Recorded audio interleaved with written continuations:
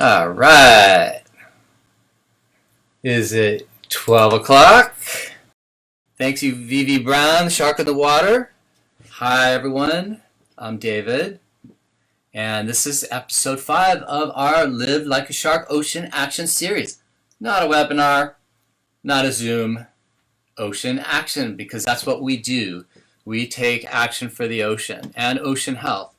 And especially in this time of the COVID crisis, I hope everybody is safe, taking care of each other, living like a shark, swimming but at a distance, keeping our fins clean, and always smiling. It's day 60 here in San Francisco, so we've been 2 months, no, 50 days, but it seems like 2 months or a year. So it's been an incredible change in our lives, and fortunately I'm still healthy. I hope you are, and I think we need to continue to practice caution and start looking out for each other, protecting wildlife, and taking better care of the health of the ocean that we love. And that's what this story is about today, episode 5. So we've had 4 on sharks and rays because that's what I do. Shark Stewards, our mission is to restore ocean health by saving sharks from the shark fin trade and overfishing, but also protecting critical marine habitat. And we're going to talk a little bit about how we do that today with the Earth Island Institute in trying to reduce some of these serious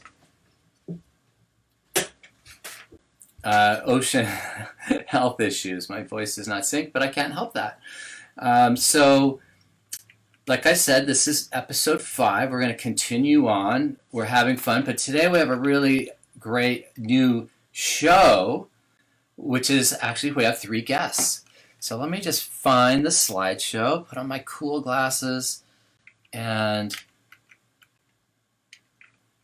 go to this, go to our deck. I want to give a shout out for Dan Valentine, our web maestro. We just launched our new website today. Thanks, Dan. Woo! Check out our new look, our new logo there at right. We're going to be branding. Our entire look is going to match our new 10-year strategic plan that we've developed with our board.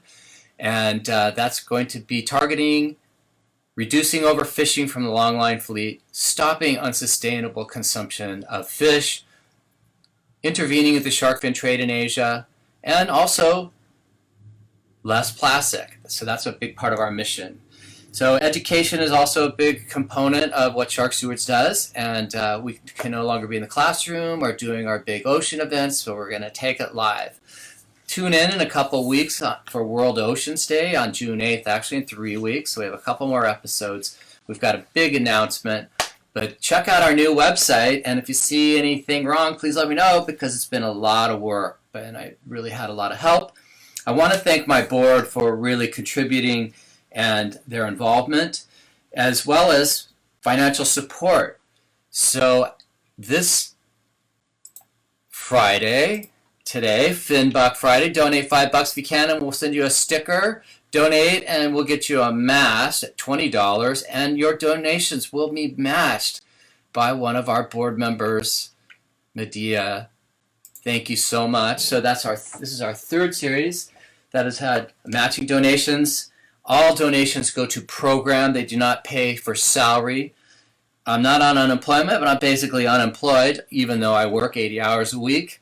We're finishing 2 books, a little bit of a film project, and our website, and we're staying healthy. So if you can donate $5, $20 actually today for these hand-painted masks. They're washable, really cool, keep you safe, keep you swimming like a shark. Okay, let's get into the talk. So here we are somewhere. Glasses. Talking head full. Plankton. We have a really cool plankton movie too. We're going to show when we're talking about microplastics. So there's us, Shark Stewards, part of the Earth Island Institute. And if you're just tuning in, this is episode 5 of our Ocean Action series. And we're going to be talking about ocean plastic, what lies beneath the surface. We look at our ocean, or if you live near the San Francisco Bay like I do, we're lucky enough to just get these beautiful views. You look at this, sometimes this limitless horizon, you think, gosh, it's just perfect. What could go wrong? Well, there is a serious, insidious threat with the ocean. We've got a very silent crisis. So we've got it like a COVID of the ocean, and that's called ocean plastics. So we're going to talk about what lies beneath and plastic pollution, but also plastic pollution solutions. So we've got some special guests, Sumona Madjumar, who is the General Counsel for the Earth Island Institute. They're holding that whale up, protesting and advocating to keep the proposed oil drilling off our coastline. We were in Sacramento, was it 2 years ago, to try to stop this proposal for oil drilling in our sanctuaries and offshore off our coastline. So she's our general counsel and leads the Earth Island Advocates, and a lawsuit we'll be talking about later in the talk about what we're doing against big plastic.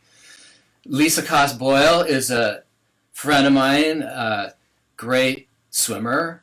She's also an attorney, assistant DA in Los Angeles County, but an ocean advocate. She was involved with the microplastics, microbead ban under President Obama, and that's a federal ban, and she'll talk about that in an interview that we did yesterday. So thank you, Lisa, for tuning in, and thanks for doing the work that you do. And then also Markus Erikson at Wright. He's Dr. Erikson is the founder, co-founder with his wife Anna, and 5 Gyres. So he's also the principal scientist of the 5 Gyres, and he gave us a little video piece from his garage or root cellar.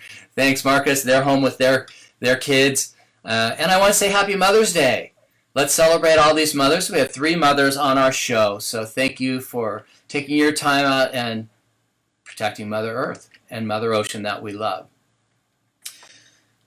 Since the 1950s or post-World War II, global plastic production has increased significantly. You can see that exponential curve, which actually looks like a couple other exponential curves, like climate change, CO2 increase in the atmosphere, and they are absolutely related. These greenhouse gases are coming off fossil fuels, and fossil fuels are made for plastic production. So it's 0 to 350 million tons in about 60, 70 years. And it is still going. It's estimated that over 26,000 Boeing 747s are running into our oceans every year in their weight in plastic. That's the equivalent of if you take 5 plastic garbage bags and you set them up along every foot of coastline around the world. That's a lot of plastic, and that's going in every single year. So this is the production of the nurdles and the base material, the fibers that make those plastics. But there's an equivalent curve of what's happening in the ocean. So if you look at this coronavirus curve, and I hope it is flattening, it is also a exponential scale. And I hope that this is not going to be the case with ocean health and diseases in the ocean, which follow in turn with some of these toxins that we are putting into the ocean. 80% or more, it's estimated, comes from land-based sources. Over half the plastic goes in from Southeast Asian countries where we work. So this is Indonesia, and you can see those wrappers, straws, in this beautiful wave that the surfer's carving out. We go into the ocean to get healthy, to get clean, and unfortunately, we're polluting it with these toxic materials at the rate of 8 million tons coming off the land every year. The other 20%, or probably less, are coming from ships and oil platforms and other industrial sources that are nearshore or offshore. So primarily these are coming off our beaches, our shorelines, and our waterways. So they're coming down rivers, sometimes our lakes like the Great Lakes, and sometimes windborne, and they're carried offshore. They're transported through currents. So we're looking at macroplastics in this previous slide, but also these macro or large plastics break down into microplastics. So we will talk about microplastics with our guests today, and this insidious threat from these almost invisible particles that are less than half a millimeter, so about the thickness of your fingernail. And these are entering the water at the rate of billions, if not trillions, a year. And they're entering the food chain and entering humans. So this relates to ocean health, shark health, and ultimately human health. So these gyres at the surface are these large surface currents that are generated by the rotation of the Earth and the high pressure zone. So these currents and the basin itself. So there are actually 5 large gyres, hence the name 5 Gyres for that great nonprofit of Markus and Anna. They've done some incredible work at sea, actually quantifying the amount of plastic and estimating, doing a lot of surveys offshore. They're one of the big proponents for stopping plastic early on. Let's see, back in 1983, I did my first Trans-Pacific yacht race against a guy named Charles Moore, who was on another boat, and he was coming back, and we were on a separate boat, actually, and we were going right through that gyre, that center location there. Hawaii is almost very dead center in the middle of the Great Pacific High and the Great Pacific Gyre, and we were going through this eastern garbage patch where this trash is entrained. No, you can't build a city on it, you can't walk on it, but there is trash in all of these large gyres to the tune of, Markus estimated, 5.25 trillion pieces of plastic at the surface in the waste in our oceans. That's extraordinary. What is a trillion?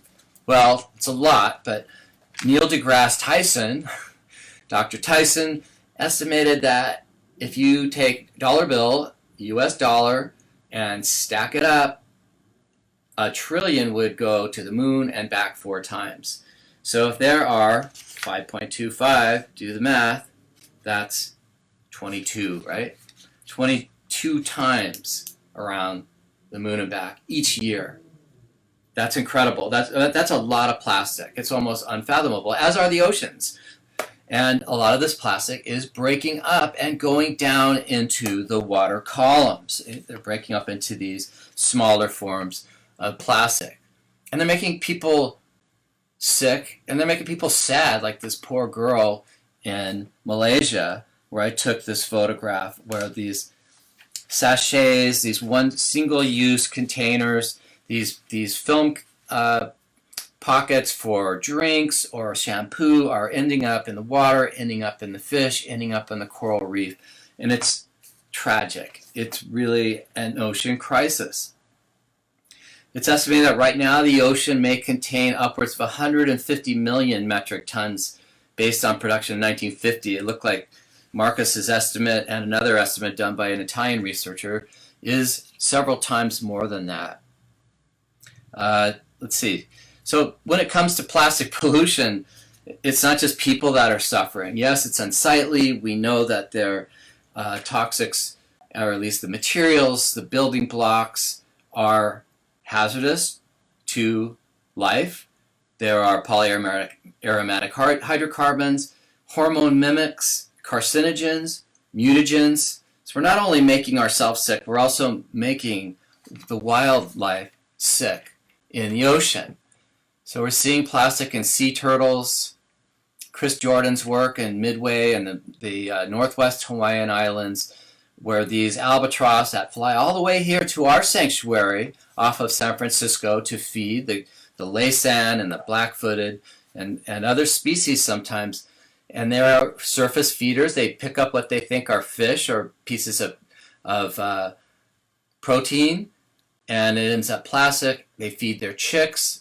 The chicks actually block their entire esophagus or their digestive system, and they die. So it's very sobering what's happening to the larger vertebrates, including whales, but including sharks. And fishing gear is another problem. It was estimated that about half the plastic in the ocean was fishing gear.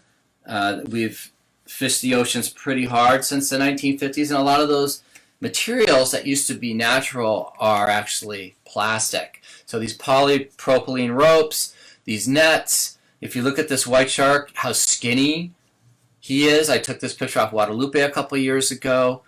He looks almost like triangular. His head is big, but his body, he should be nice and fat, because here he is in the feeding zone, and he's lost a lot of weight, and he's dragging this fishing line around that has all of these gooseneck barnacles. So it's scraping his skin, it's causing resistance, so it's more energetics, and it's also cutting into his dorsal and pectoral fin there. So fishing gear is highly hazardous to many forms of marine life, including the crab pots that are set off our coastline that entangle whales and other wildlife.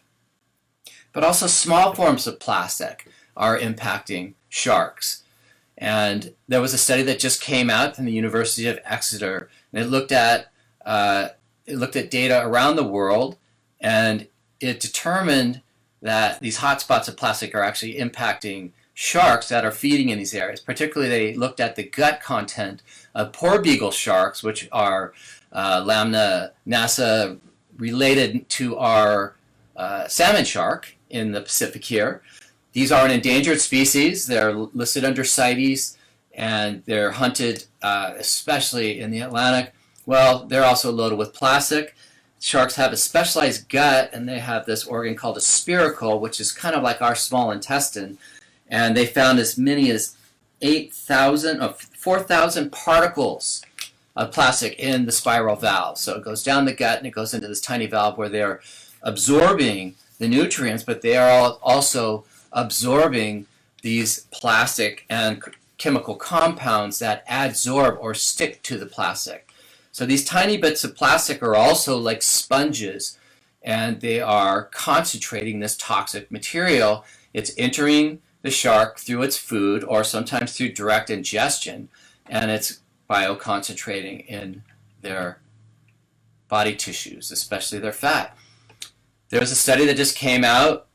This is with the Marine Megafauna Foundation, another great sister project about microplastics on the menu. And this was studied in Indonesia, a very famous dive spot where divers spend a lot of money to get there, to take photographs of the coral reef, to experience wildlife like these beautiful mobilid rays.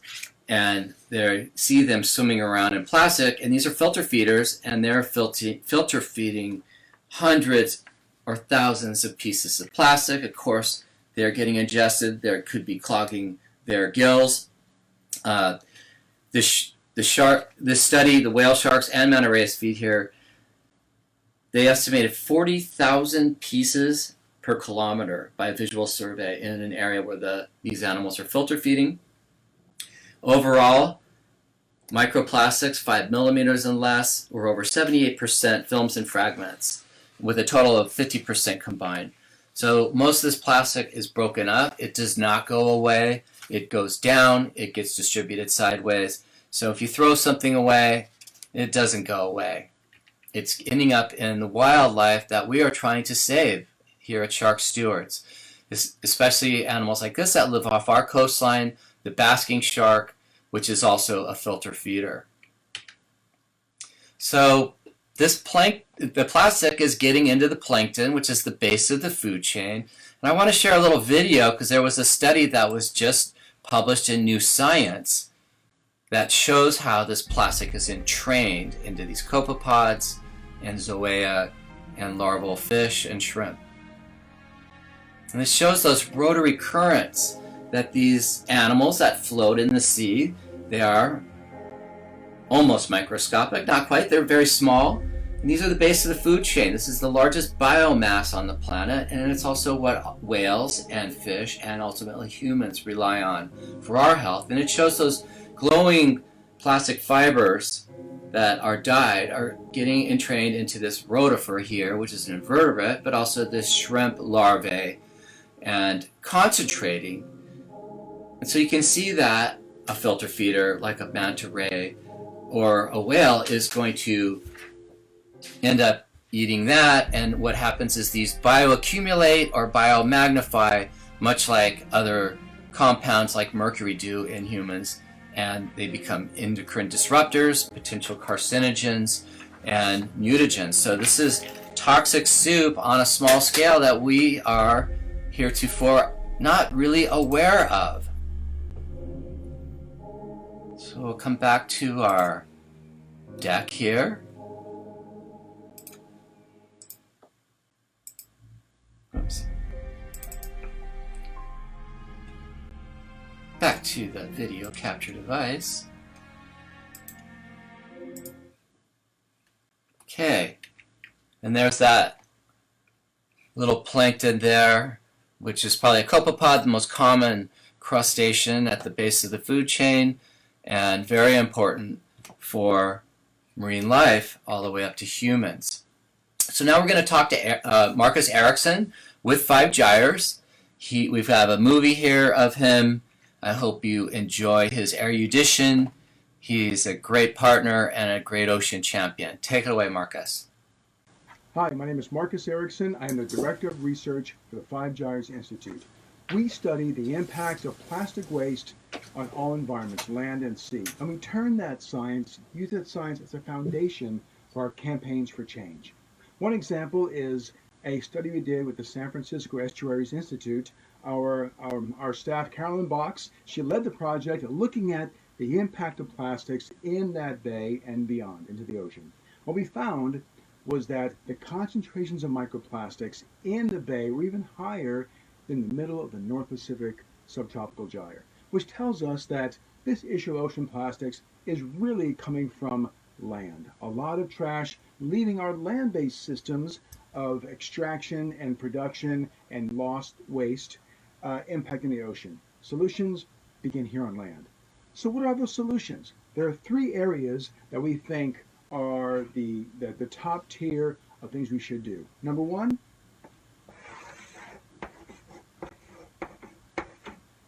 is zero waste.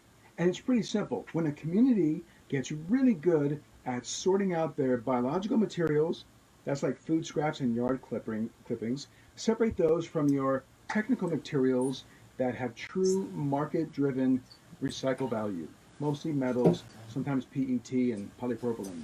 The rest of it, the residuals, things like thin film packaging, diapers and sachet packets that have no value, those residuals, we get those out of the system, innovate new ways to meet the needs of the public.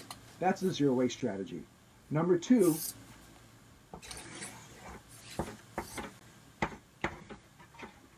biomaterials.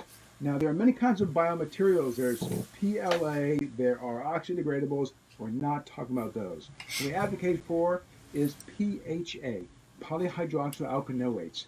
Those have a possible, more than likely, a very good application for thin film packaging and foams for replacing some applications of plastics. They biodegrade, they truly degrade. In the marine environment, in the nearshore environment, PHAs don't last very long. So there could be an application for PHA as a replacement material.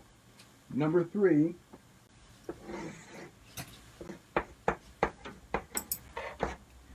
innovation in packaging and innovation in systems for moving goods. We can find new ways to package and deliver goods with minimal plastic, in many cases with no plastic.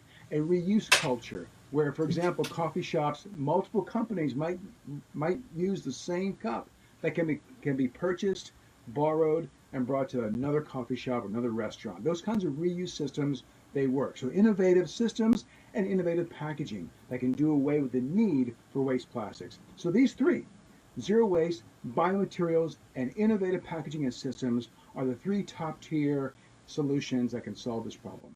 Thank you.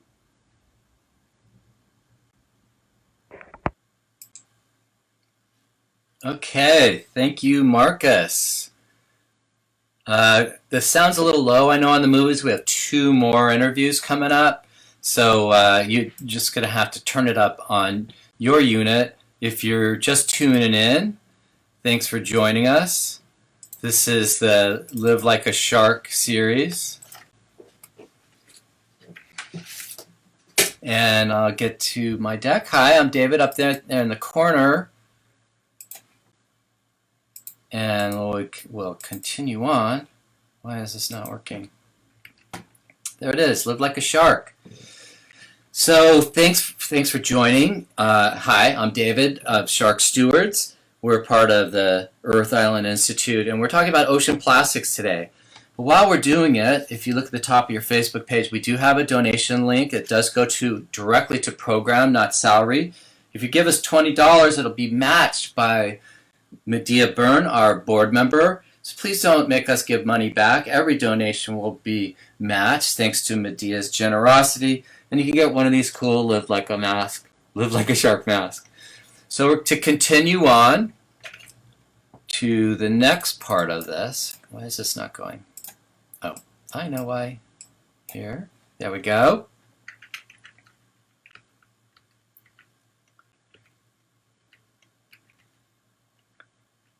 There we go. Here we are, live like a shark. This is part 2. And let's bring that conversation from the ocean where we were talking about the gyres and these transport mechanisms bringing 8 million tons of plastic out into the ocean every year from our waterways, from our bay, from our rivers. 80% of the plastic that hits the environment hits the ocean unless we stop it. Probably actually more. So let's come into the San Francisco Bay where 7 million people live, pretty environmentally conscious, and talk about microplastics. This is a large concentration of people. We do have wastewater treatment for our sewage and our runoff, tertiary treatment, which actually filters out particles or larger items. But what we're seeing in a study that started in 2015 with CFI, the San Francisco Estuary Institute, and also 5 Gyres, sieving out seawater in the bay or bay water and looking at the concentrations of these small plastics that actually make it through the filters of our washing machines, our dryers even. You know, we catch the lint, but the fibers will bypass sometimes these microfibers that are less than 5 millimeters. So this study that was done with Dr. Rebecca Sutton and Markus looked at the concentrations, and it determined that there was enough plastics and microfibers up to 1 million pieces for every man, woman, and child in the San Francisco Bay that go into the bay from each of us, from our clothing, from carpeting, from other items, and particularly these fleeces, especially the cheapo fleeces. So if you go down to Fisherman's Wharf and you get those real cheapo, soft, but they just fall apart. And every time you wash them, they just degrade and break down. And it ends up in the bay. Markus estimated 2.73 million pieces of microfiber in the San Francisco Bay. That's insane. How much? No, I'm sorry, 7 trillion. 7 trillion, this study showed, every single year. So here's the study that was done, and this is all from discharges both in treated water but untreated water. And where is that going? Well, you saw the plankton movie. That's where it's going. And then it goes into the herring, which is the second fish, which planktivore. And then it goes into the salmon or the tuna, which we eat, or it goes into the shark or the whale, which hopefully we're not eating, because all of those toxins are magnifying by orders sometimes. So the plankton might have milligrams or micrograms. We might end up getting milligrams or even grams of toxin if we eat too much of these apex predators. So don't eat apex predators. Hey, don't eat fish, no problem. Let's save them. So we can see that the degradation of these larger fibers or products are breaking down into these fragments, but we're also seeing these micro fibers that are coming from our clothing. A study that was done by 5 Gyres showed that 1/4 of the fish sampled in Indonesia and California contained pieces of plastic in their gut. I would estimate it would probably be more, especially in Southeast Asia, where there's much more plastic going in the water, and people rely on 100% of the oceans for their, or 100% of their protein comes from the ocean. So they're eating the fish and shrimp, which are accumulating this. Not good news. So let's talk about some good news. Let's talk about some solutions now. My friend Lisa Kaas Boyle is the district deputy attorney. She's a super smart environmental attorney. She's an activist, and she worked on trying to protect ocean health. So Lisa recorded a little movie, a little speech for us to share with us the work that we're doing and that she's doing to try to reverse the impacts from microbeads and micro pieces of plastic entering the food chain. Lisa Kaas Boyle. Hi, I'm Lisa Kaas Boyle, an environmental attorney and plastic pollution activist, here to talk to you about microplastics. I'm one of the attorneys that drafted the only piece of legislation that deals with plastic pollution at the federal level, and that was the microbead ban that President Obama signed, that bans microbead plastic in personal care products such as face washes, body scrubs, and toothpaste. That's really important federal legislation, but we need much more federal action on plastic pollution. Of the 10 million tons of plastic waste that goes into our oceans every year, the majority of it, the vast majority of it, is microplastics that are settling on our ocean floor. And these microplastics enter our food chain. So it's a significant health risk because plastic is estrogenic, meaning it's carcinogenic, it's endocrine disrupting, and we cannot tolerate having this in our food and water. In fact, microplastics are found in our rainwater, in our air, in our soil. There is no place that escapes microplastic pollution, and we need to deal with it comprehensively. I believe that we need federal action, number one, targeting the microplastics that come from our clothing. When you clean the lint out of your dryer, all those fibers that you throw away, well, just think that there are so many more fibers that come off your clothing in the wash cycle that just get washed down into water treatment plants and often get right out into the ocean and to rivers and lakes. So we can deal with this at the washing machine level, and there should be a federal subsidy to implement the solutions that have already been achieved to capture microfibers in washing machines. Number two, we need to have federal legislation that requires that all single-use plastics and packaging be truly environmentally safe, that they are truly biodegradable and compostable both at land and in the ocean, because we know that they will end up in the ocean. We need to encourage a circular economy where our waste goes back into production, so that instead of going straight to landfill, that our products go back into production in a potentially endless cycle. And we also need to subsidize reuse instead of subsidizing the fossil fuel industry. Right now, the fossil fuel industry gets a subsidy, and we have all these single-use plastic products and packaging that go straight into the environment and landfill. But if people were given an incentive to bring their own bags and their own bottles and their own containers for refill, then that would be a subsidy that truly helps the environment and consumers. So finally, we need to vote for people who truly understand the severity of our plastic pollution problem and are willing to tackle it on a national level. Thank you so much. All right. And thank you, Lisa. Thanks so much for what you're doing. And so if you're just tuning in, this is the Live Like a Shark 5th episode of our Ocean Action series. Hi, I'm David up there in the corner with Shark Stewards. Thanks for joining us. This has been fun while we're sheltering in place, day 50.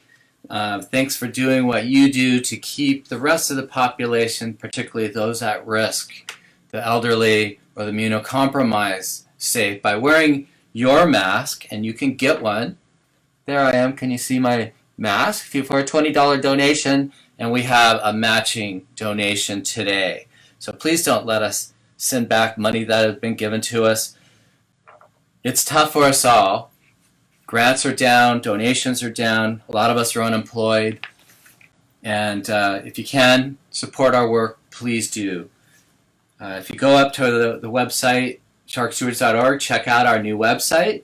There's a donation page, and we're going to be having more swag. We've got our older design, our white shark, because we've been working with white shark conservation since 1993, but also we're working on our new design to protect other endangered species like hammerheads and manta rays. So that's our new logo, our new brand, and our new line to save these really important animals from going extinct.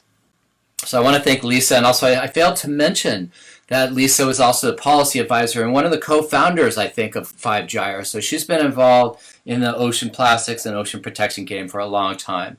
So thanks for your work, Lisa. And we're going to move on, and we're going to speak to another environmental attorney in a minute, Sumona Madjumar, and she's my colleague at the Earth Island Institute.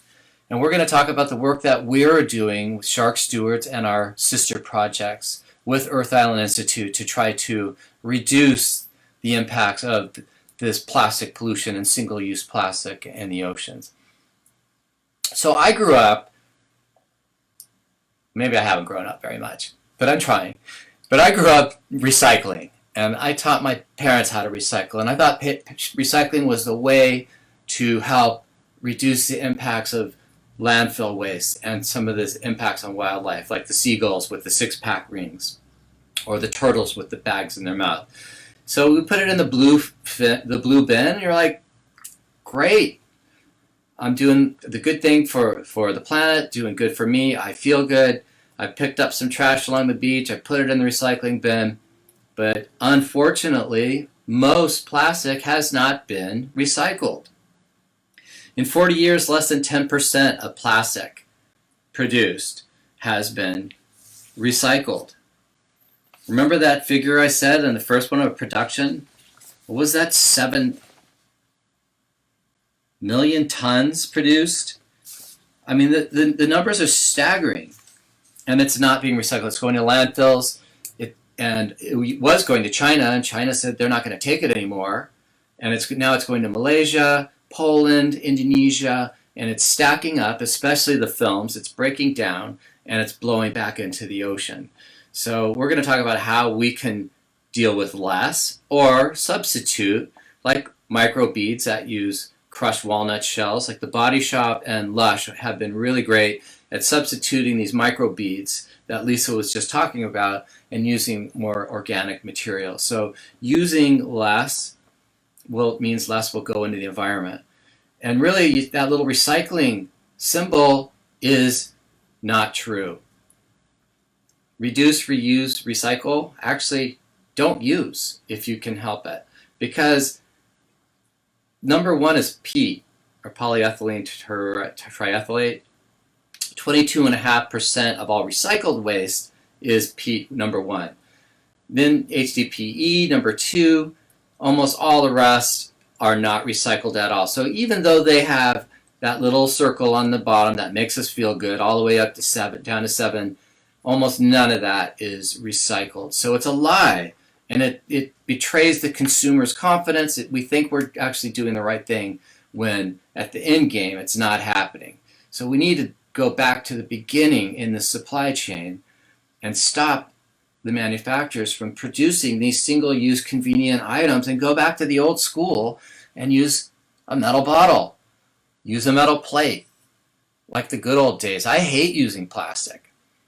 And if you look at how long, it doesn't go away, it just breaks down. Like in Indonesia and Malaysia, Philippines, we see these plastic diapers on the coral reef, 450 years.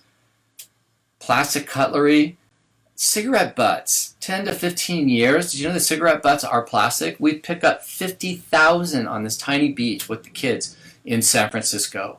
They are cellulose acetate. They break down their plastic and they get ingested in plankton, but also we see seabirds or sometimes sharks eat these cigarette butts. Even cans, which are really recycled, the metals are mostly recycled, take a long time to degrade in the ocean. Toilet paper, if you can get it, takes a month. So even paper that we think breaks down actually does not go away. It persists in the environment, and some of it never really goes away, like these plastic bottles. So we want to talk about the work that Earth Island Institute is doing to stop this ocean pollution crisis. So now we're going to invite Sumona onto the show, and she's going to tell us about the work that Earth Island Institute, Shark Stewards, is part of this lawsuit against big plastic. I'm talking today to Sumona Madjumar, the Chief Counsel for Earth Island Institute. Hi, Sumona. Hi, Dave. We've been talking about the problems with toxicity and the impacts on the ocean and human health from single-use plastics. Can you tell our audience what Earth Island Institute and Earth Island advocates are doing to address the issue facing the health of California waters from single-use plastics? Sure, Dave. I'd be happy to talk about what we're doing at Earth Island Institute as well as through our advocates program to address the issue of plastic pollution. We have a number of different projects at Earth Island Institute that are working on the problem of plastic pollution and its impacts to our health, the environment, the wildlife. I've worked closely with 4 of these projects: Shark Stewards, of course, International Marine Mammal Project, Plastic Pollution Coalition, and 1,000 Fountains, to develop a lawsuit that really goes to the heart of corporate responsibility for this problem. We have felt that for too long the issue has been pushed onto consumers and ignored the fact that a number of corporations have played a really substantial role in pushing plastic as the best packaging material, as sanitary, as cheap, and unfortunately the result has been this overwhelming crush of plastic that has just pervaded really every aspect of our environment, as well as in our own bodies. And so through our Earth Island Advocates program, which directs the litigation at Earth Island Institute, we filed a lawsuit on behalf of Earth Island as well as the 4 projects that seeks to hold major food, beverage, and consumer good companies accountable for both the misinformation they've spread about the recyclability of plastic, as well as for the harm that their plastic packaging has caused to California's waterways, coasts, and marine life. Yeah, well, we see definitely the impacts of macroplastics here in the world ocean, in the Pacific Ocean where we're next to, but also in the San Francisco Bay. And so this really addresses the manufacturers and corporate responsibility of single-use plastic, not just placing it on the consumer. Right. There's really only so much that an individual consumer can do, and we feel that corporations need to start looking for other solutions in packaging. Great. So we filed this lawsuit, and can you tell us what the status is? Any updates?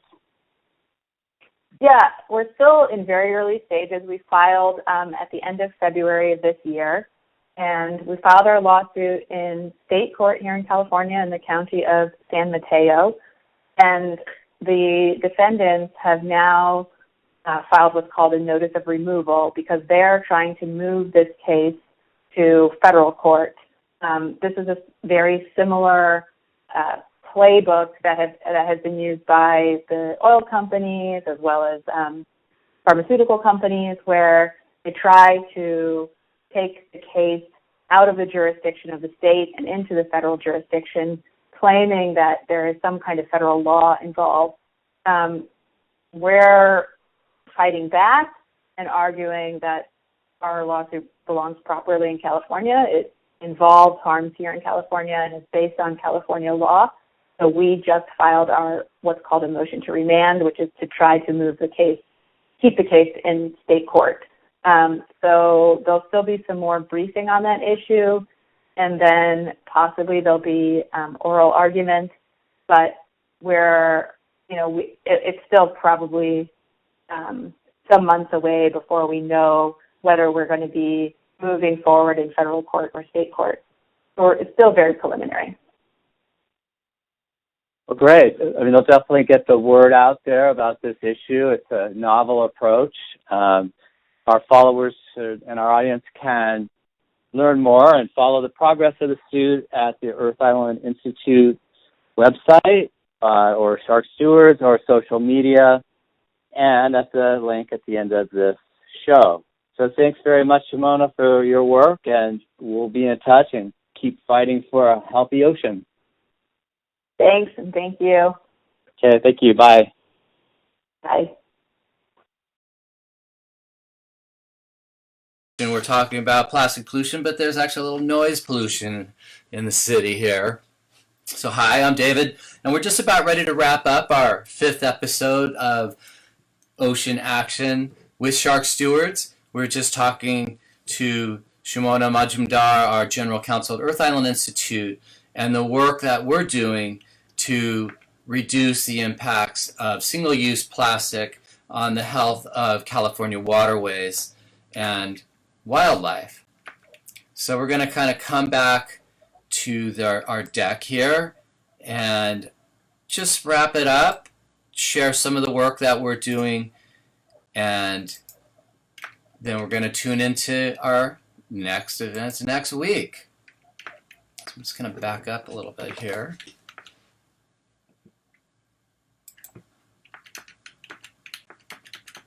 Didn't start over, so this is yours. So we're working on the 10 top producers of plastic, single-use plastic, and Coca-Cola is right up there. Also, perhaps not coincidentally, Palmolive, Johnson & Johnson, some of the same companies that are responsible for the microbeads are also responsible for the large single-use plastic. So what happens is these companies and Big Plastic have been telling us all along that it's okay to recycle, it's going away, we're taking care of it, it's got that little circle, it's green, you can feel good. Well, we know that is a lie, and they've spent millions, if not hundreds of millions of dollars in lobbying and advocacy against environmental laws, consumer campaigns that mislead us, and when these plastics are actually ending up in not just the landfills, but in the ocean and wildlife. So we're trying to shame and name manufacturers. If you do beach cleanups, please quantify what you pick up. You can use the Marine Debris app that we use in our aquatic park cleanups. There are other apps, but you can also use the power of social media and use Is This Yours? Because we're trying to break free from plastic, and we want to put the onus not just on the consumers, but also on the entire supply chain, starting at the beginning. We don't need all of this plastic, and we see that this plastic is not conveniently, it's conveniently killing us. So these are our sister projects. We are part of the Plastic Pollution Coalition, which is also an Earth Island project, and the International Marine Mammal Project, and Thousand Fountains, who wants to put 1,000 drinking fountains in the city of San Francisco. So one of our sister projects trying to do the right thing. And we're part of the Earth Island Institute. We're an international organization. We're not just some dinky little shark group. We are mighty, and thanks for joining us and supporting our work. You can follow the progress of the suit on the Earth Island Institute website or our website, sharkstewards.org. Check it out. It's new. It's really sexy. It's really cool. We have a new logo. I'm really excited. It's been a lot of work, and hopefully when we can stop sheltering in place so much, we can get the kids and the community involved back on the beaches, back on the streets, in the schools, and picking up plastic before it hits the bay and quantifying it and actually collecting data to show the city, the county, the state, and the federal government that a lot of these consumer products are not being handled well and they're entering the ocean, including 50,000 cigarette butts along this tiny beach here. So one estimate is 3 billion cigarette butts hit our streets in the Bay Area, that tiny little microcosm, the Bay Area, around 7 million people, 3 billion cigarette butts, and we're pretty healthy. There aren't a lot of smokers here as there are in other places on the planet. And these cigarette butts are going on the ground, and they're going in the wildlife, and they're going in the ocean. We pick them up, we actually recycle them because they are plastic and send them to TerraCycle, and they make those particles called nurdles that are used to produce more plastic. So it is a form of recycling because they're poisoning the fish and wildlife. So do what you can while you're at home, use less, reuse bottles, go to the drinking fountain, don't use single-use containers, help us collect data and support our work. Because we have hope for the health of the ocean. This is the symbol of a healthy ocean. And the ocean is sick that doesn't have sharks. I love this shark. I grew up with this shark, and they're disappearing in the shark fin trade to the tune of 20 million a year just for blue sharks. You can't really eat them. The meat is unpalatable. It's high in urea. The fin is the value. And they're getting killed in the Atlantic, in the Pacific, in the Indian Ocean, on the high seas for this luxury shark fin soup. So we work in Asia 3 months out of the year. We're working now in Singapore, which is number 2 in the global shark fin trade, to educate the consumer and break that supply chain, much like plastic. In addition, these large fish and shark fins have been demonstrated to be toxic, to have organic toxins and mercury, which are bad for humans. So let's rethink this whole equation with wildlife. We don't need worldwide viruses, and we don't need to poison our grandmothers, our sisters, our brothers, wherever we live. Let's respect wildlife. Let's respect our planet. And join us. We have a great team of volunteers, and we're doing great things, and we're having a good time doing it. So join us at our next ocean webinar. Next week we're going to talk about diving with sharks and ecotourism and the work that Shark Stewards has been doing in Southeast Asia, but also starting here in California with divers, supporting conservation, collecting data, and supporting marine protected areas, but also alternative livelihoods from people who might be fishing these sharks. We had a question, and you can put a comment in if you want, and the question is glass in the ocean a problem? Well, glass comes from sand. It's made out of silicon dioxide. It's melted. There is energy that goes into it. Glass is very recyclable, so we don't want to see the ocean bottom with a bunch of fragments of glass, but it will degrade and break down into an inert particle. That's a good thing. Actually, tin cans will degrade. They'll rust pretty quickly as well, but we don't want to see them on our reefs or on our beaches or in the ocean. Another question was, what about using bottles for coral reef restoration? So if you look at our Shark Stewards, our YouTube site, you can see a video that we did in our Borneo from Below series on some of the work we've been doing in Malaysia with TRAC, the Tropical Research and Coral Conservation Center, and using these bottles with cement and rebuilding coral reefs. It is inert, and actually the corals don't mind at all. They're not rejected. The polyps will settle right out on that glass, and the fragments that are put on actually do quite well, and they're stable and they're non-toxic. So glass is really, actually, there's no shortage of beer bottles actually on a lot of these research or resort areas, so you can pick up the bottles, get some cement, and help us at TRAC in Malaysia, or now Source in Indonesia and Lombok, and help do reef surveys, do fish counts, do reef restoration, and protect the sharks that are remaining in this area. So May 23rd is coming up, my birthday. I hope to have 2 books to the publisher by then. We're going to do Hope for the Ocean. because I want to keep swimming in this ocean, and I want to leave a better, healthier world and ocean than I came into it. And that's a big job. So thanks for watching. I appreciate your attendance. Share these if you can. We're going to put them up on YouTube. They'll stay here on Facebook, and you can share the videos. Look at some of our other videos on our website at sharkstewards.org. Donate if you can. Volunteer. We really rely on volunteers. We're looking for some graphics help. Definitely needing a fundraiser. Here I am all the time. And pitch in, and happy Mother's Day. Let's love our mother, and let's love our big blue mother. Enjoy the rest of your day, the rest of your weekend. Stay safe. Swim like a shark. Keep your distance. Keep your fins clean. And keep smiling.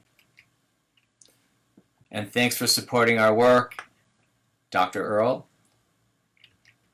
And thanks to our sponsors and donors. We'll see you in a week. Thanks for listening.